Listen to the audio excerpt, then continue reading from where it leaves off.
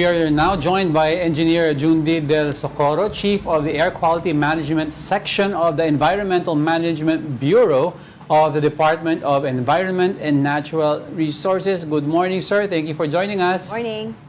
Good morning, Miss Angelo and Miss Angela Castro. All right, Engineer, no, baka you can explain to us po para maintindihan namin better ano yung ibig sabihin po ng PM 2.5 and bakit po importante ito sa pag-monitor ng air quality? Well, PM 2.5 po, ito yung pinaka-fine particles na product of combustion. So, sa pag-monitor natin ng mga particulate matter, meron ng mga fine, medium fine, at saka very fine particles. So, yung pinaka-fine particles po siya, yung pinakamagaan, kung saan ito ay 2 microns pababa. Imagine po, ang diameter ho ng buhok natin is 70 microns. So, almost 30 times smaller po yan. Kaya sa sobrang gaang niya ay madali ho siyang ma-disperse at nagtatagal ho siya sa itaas. So, nagkakaroon din ho ng problema in terms of visibility pag matagal ho siyang nasususpend sa hangin po.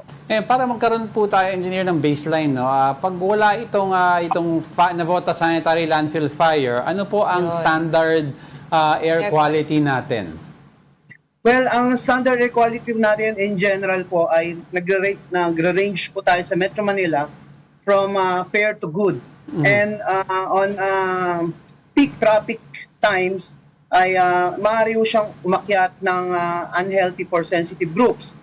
At ang air pollution po kasi ay nagbabari sa lugar at oras. Like for example, sa urban areas dito sa Metro Manila, ay pagka paakyat na ho ang peak ng traffic, which is mostly 60% po galing sa transport ang pollution natin base sa ating emission inventory, ay tataas ho siya sa mga oras na from 6 to 9.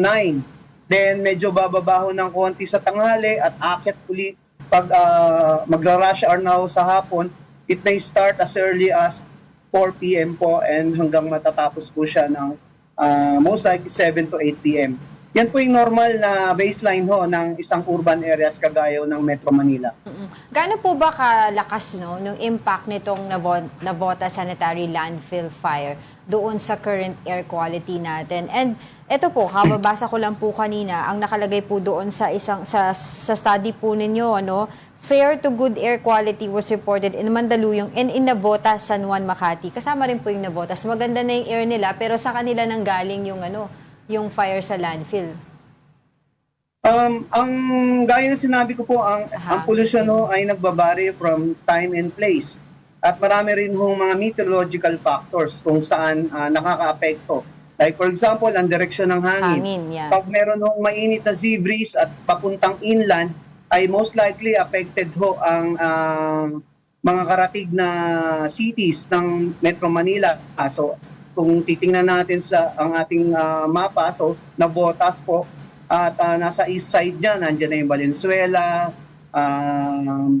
Quezon City, and some parts of Caloocan. So, sila ho ang mga direct na may impact pag ang direksyon ng hangin ay papunta doon. At minsan din, hindi ho magandang kombinasyon pag nagkaroon ho ng temperature inversion kung saan mas mainit ho mainit masyado ang konkreto at overnight po pagdating ng umaga ay mas mainit na ho sa itaas ang hangin, hindi ho nadidisperse ang mga pollutants. Ngunit may mga panahon naman ho na ang direksyon ng hangin ay maaaring pumunta ng norte at maaaring pumunta ng ubando. At like today ho, papunta ho ng west naman ng hangin. So palabas naman ho sa Metro Manila base sa ating observation from Pag-asa data and satellite data. At sa ngayon po ba, kumbaga, ano pa po yung mga parang maaari pong makuha ng mga residente dito sa mga hindi magandang kalidad ng hangin? Mga sakit. Well, ang pollution po ay marami hong health risk. So from respiratory sa cardiovascular at kung toxic po ay may mga neurological health effects po ito. So tayo ay nakipag-ugnayan sa Operation Center ng DOH kung saan iba't ibang ahensya ho ay nagpupulong-pulong like kahapon ho, meron ng dalawang malaking pagpupulong ang Operation Center ng DOH para ma-address ho ang mga health impacts at lahat ho ng mga pangangailangan ng ating mga kasamang government agencies, lalong-lalo ng Bureau of Fire, para ho lahat ng kailangan nila para ho mapigil na ho itong sunog sa landfill sa Navotas. Bukod po dito sa sunog po no sa landfill sa Navotas, ano pa po yung nakikita natin na iba pang contributing factors para po masabi natin yung we have poor air conditions? Well, on the baseline po, ang isang urban area, ang tatlong major na sources ng pollution. Number one is stationary or the industrial sources.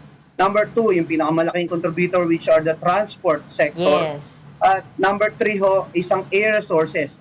Ito yung mga sources ng pollution kung saan walang direct discharge from a single point like stock o chimney o tailpipe ng sasakyan. So kasama po rito yung mga open burning at ito mga landfill fires. They are considered as air sources.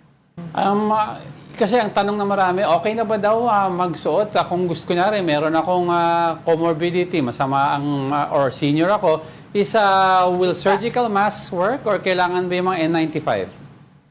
Well, pinapayo po namin kung ano ho yung mas mataas na kalidad ng face mask, mas maganda ho kung N95 na ho. Dahil sa ngayon ho, inobserbahan ho natin ang level ng air quality index ay hindi pa rin ho mabuti sa mga karatig na regions po, cities na Metro Manila.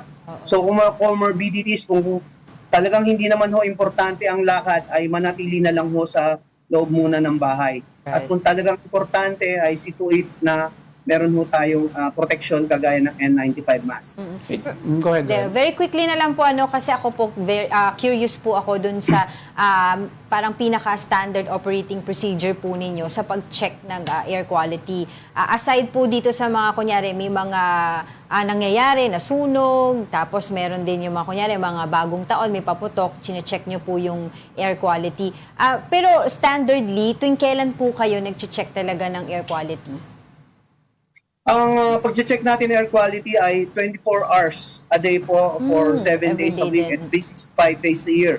So you can visit amb.gov.ph or ngayon ho, mas nilalagay namin ang aming real-time monitoring sa social media, sa Facebook. So like for example, this one you can visit AMB, National Capital Region ho, at nandun ho ay ang aming link sa ating real-time monitors at from time to time ay meron ng mga cautionary statement at pinopost ko ang pinaka-main air quality levels at nandun na rin ho, yung mga recommendation or precautionary statements para ho sa ating public.